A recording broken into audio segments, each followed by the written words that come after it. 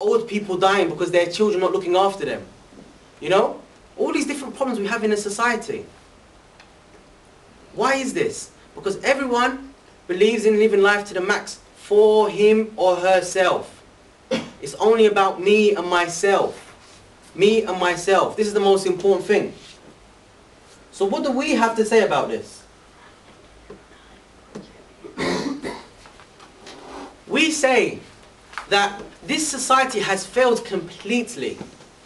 We say the West, with their freedoms and their ideas about life, have failed absolutely unequivocally, i.e. completely failed. Because instead of creating happiness for human beings, their freedoms have created misery, have created crime and every kind of disease and every problem you can imagine.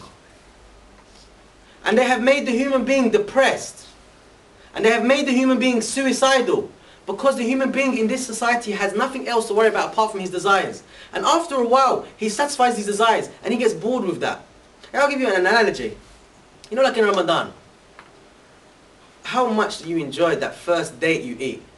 You know, you fasted a long day, and we're going to feel it this year, inshallah, yeah? We're going to be fasting long days, and it's going to be hot, inshallah. And we're going to be feeling it. And you know that first cup of water or the milk or the date tastes good, isn't it?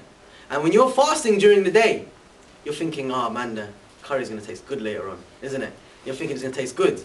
But what happens? Once Ramadan is over, do you start appreciating food as much as you used to appreciate when you never had it?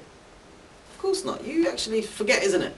And you start eating like normal. And this is the nature of insan. This is the nature of man, human beings. We want something, and that's why we get bored of things very quickly. And this society tells you, if you get bored, go on to something else.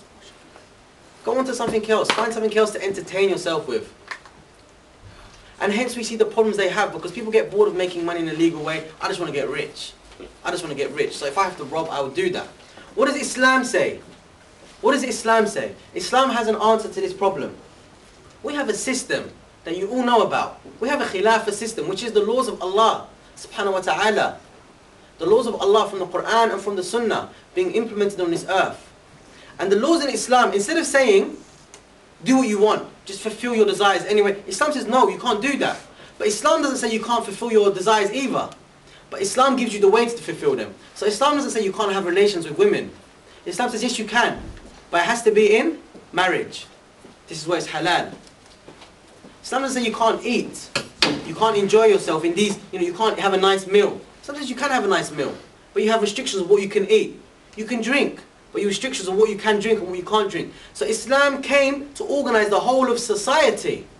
So instead of telling human beings, do what you want, Islam says you can do things here and here and here. And you're not going to be oppressed because you can fulfill your desires, but in a way that doesn't let them free and completely loose. And this is the difference. And this is what we need to call these people to. Because a part of our campaign, Stand for Islam, our campaign is to show them, instead of you attacking Islam and saying we're backwards, actually we have a responsibility to go and tell them you are backwards.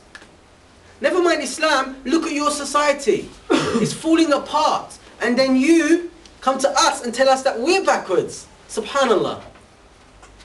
Subhanallah. Look at your society. Disintegrating, falling apart, and you attack us. This doesn't make sense, does it? When we see the problems in their society. So what is our responsibility, brothers? Our responsibility is to learn these arguments and take them to these people and tell the Muslims, carry this da'wah, carry this message to our families and to our friends, and carry the da'wah to the non-Muslims. And tell them, actually, your system is backwards, our system is superior to your system. And I'm going to end, inshallah, with an ayah from the Quran. And Allah subhanahu wa ta'ala sums this up very, very nicely. And it's something for us to think about for ourselves, and something for us to think about society. Allah subhanahu wa ta'ala, He says, وَمَنْ أَعْرَضَ عَنْ ذِكْرِي فَإِنْ لَهُ مَعِيشَةً ضَنْكًا وَنُحْشُرُهُ يَوْمَ الْقِيَامَةِ أَعْمَى. Allah subhanahu wa ta'ala says, whosoever, this is general, it's for Muslims, non-Muslims, male, female, black, white, whatever ethnicity, whichever color. He says, whosoever forgets my remembrance, my dhikr, i.e. Islam, this deen, the Quran and the Sunnah. Whosoever forgets the Quran and the Sunnah, فَإِنْ لَهُ مَعِيشَةً ضَنْكًا, for him will be a miserable life. Very powerful ayah. It's in Surah Taha. Read it tonight.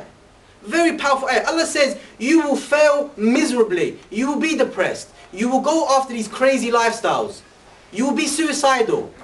You will have no meaning and no direction in life if you neglect my dhikr, Quran and the Sunnah, this deen.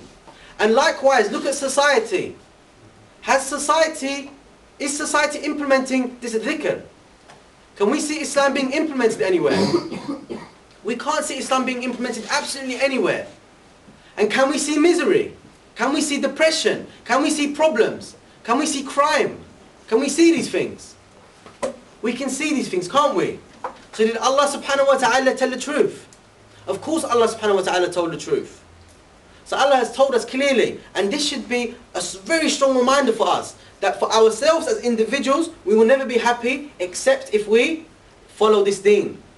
And society will be miserable until they implement Islam comprehensively. أقول قولي هذا وأستغفر الله العظيم.